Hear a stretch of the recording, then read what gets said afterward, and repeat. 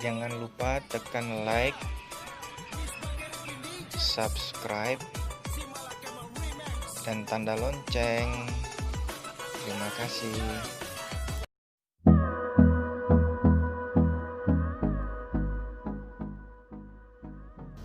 Baiklah, saya akan membacakan pengertian kebutuhan informasi bagi manajemen. Pengertian secara umum, manajer adalah setiap orang yang mempunyai kemampuan dan tanggung jawab pada bawahan dan sumber daya organisasi, seperti bahan baku, orang, keuangan, metode, dan teknologi.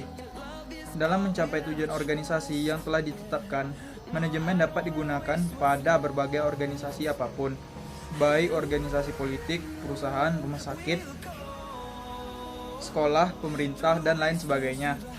Ada berbagai bentuk manajer dengan tugas dan tanggung jawab yang berbeda-beda. Pada bab ini membahas tentang berbagai jenis bentuk manajer, fungsi-fungsi yang dilaksanakannya, kegiatan-kegiatan manajer, dan berbagai keterampilan yang dibutuhkan oleh manajer dalam melaksanakan tugas dan bertanggung jawabnya untuk mencapai tujuan organisasi yang telah ditetapkan, dan jenis-jenis manajer dalam suatu perusahaan. Sifat manajer. Etika manajerial adalah standar perilaku yang memadu manajer dalam pekerjaan mereka. Ada 3 kategori klasifikasi menurut Ricky W. Griffin. 1. Perilaku terhadap karyawan. 2. Perilaku terhadap organisasi. Di sini saya akan melanjutkan tentang manajer sebagai bagian sistem informasi. Dalam beberapa hal, cara berpikir manajer mirip dengan sistem informasi komputer. Manajer mendapat data dari berbagai sumber, kemudian memprosesnya dan menyimpannya sebagai informasi, dan selanjutnya mengkomunikasikan kepada manajer yang lain sebagai informasi. Sifat dan pola pikir manusia kemudian dibagi oleh sistem komputer. Sistem komputer dan manajer bersama-sama memproses, menyimpan, dan mengkomunikasikan informasi organisasi. Dalam beberapa hal, pikiran manusia berbeda dari jenis informasi yang lain. Salah satu sifat yang paling berharga adalah kemampuannya untuk menetesiskan sejumlah besar informasi. Sifat ini akan muncul seperti mahasiswa menghadapi ujian esai, di mana menggunakan berbagai sumber seperti buku, catatan kuliah, dan pengalaman pribadi.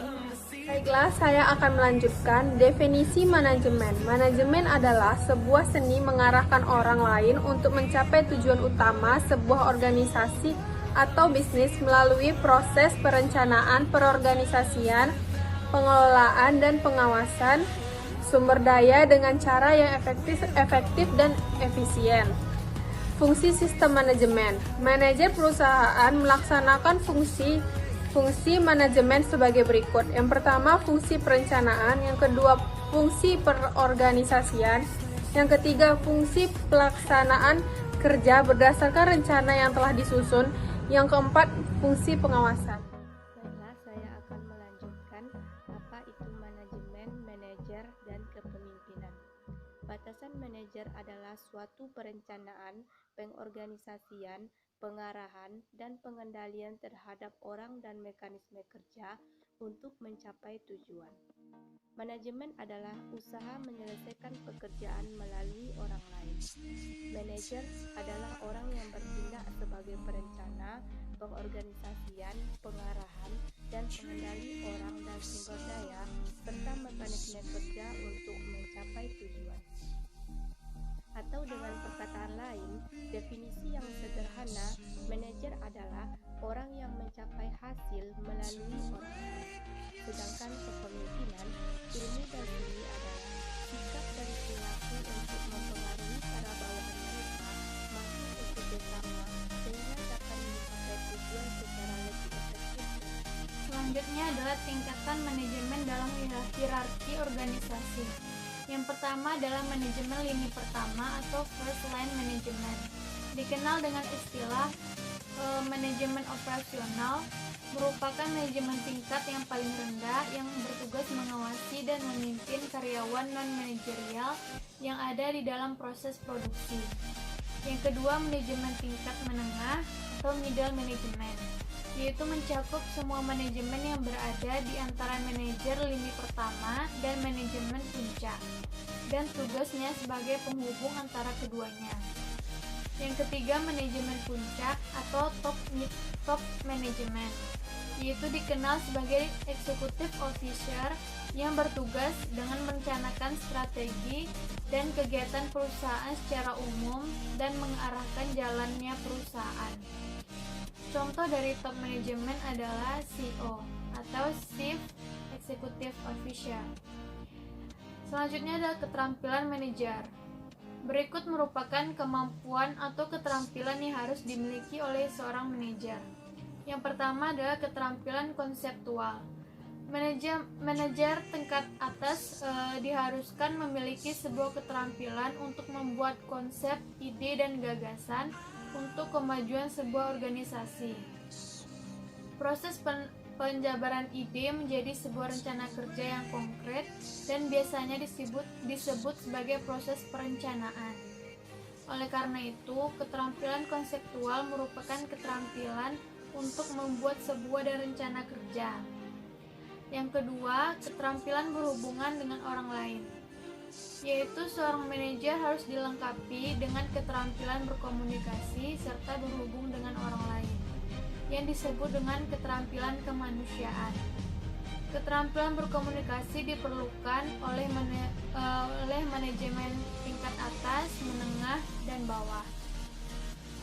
Yang ketiga, keterampilan teknis, yaitu merupakan bekal bagi manajer pada tingkat yang lebih rendah. Keterampilan ini merupakan kemampuan untuk menjalankan sebuah pekerjaan seperti menggunakan program komputer, memperbaiki mesin, akuntansi, dan lain-lainnya.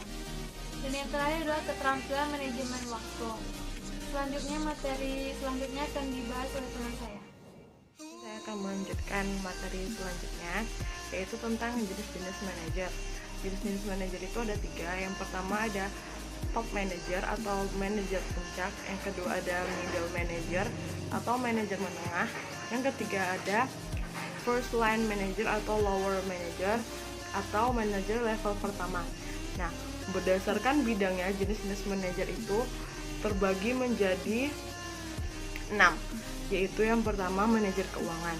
Manajer keuangan gunanya untuk mengurusi tentang akuntansi, kas, dan investasi. Manajer pemasaran gunanya untuk mengurusi tentang bagaimana menjaring konsumen, menerapkan bauran pemasaran.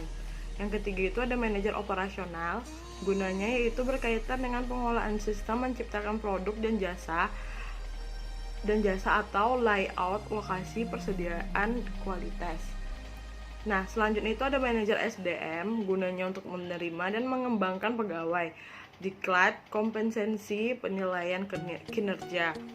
Selanjutnya ada manajer administrasi, yaitu gunanya mengurusi pekerjaan yang bersifat umum, tidak terkait keterampilan tertentu.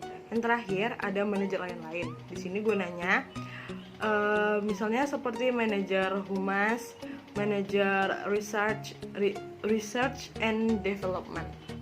Akan menjelaskan sedikit tentang kegiatan yang dilakukan manajer. Pada dasarnya, kegiatan yang dilaksanakan oleh setiap manajer dapat dikelompokkan sebagai berikut. 1. Kegiatan pribadi. 2. Kegiatan teknis. 3. Kegiatan administratif. 4. Kegiatan interaksional. Kegiatan ini dapat dihubungkan, dapat dipelajari dalam fungsi-fungsi manajerial.